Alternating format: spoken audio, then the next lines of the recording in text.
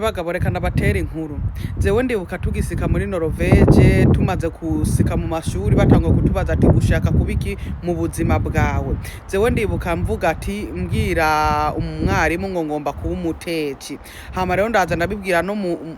muhira abavyeyi ati nukuri je ngomba kwiga guteka kuza kwishuri yo guteka hama rero nyene ndiko ndabivuga hama rero abantu zeye abafrika nyene bino baravuga ati ni muhanura uwo mwana ntabwo yotora umwuga wo guteka yasiki no mu buraya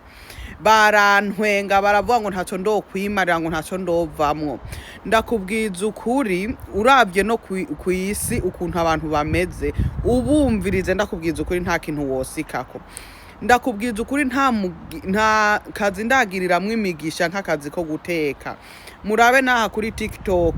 murabe na video nkora nsirako yo guteka yo kugira iki nta video nimwe iri most viewed abantu baraba gose nk'amavideo yanze yo guteka kuri TikTok ndabibabwiye nukuri kandi nema restaurant ndakoze ko ndakorako success ndagize ntayo ndigera ngera mu bundi buzi rero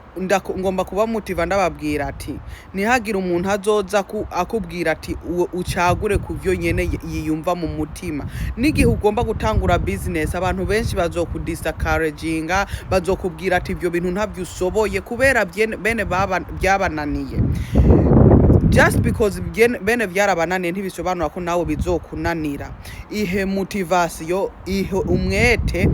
uzobishobora nuko bimeze mu buzima nukwiga kira munsi ikintu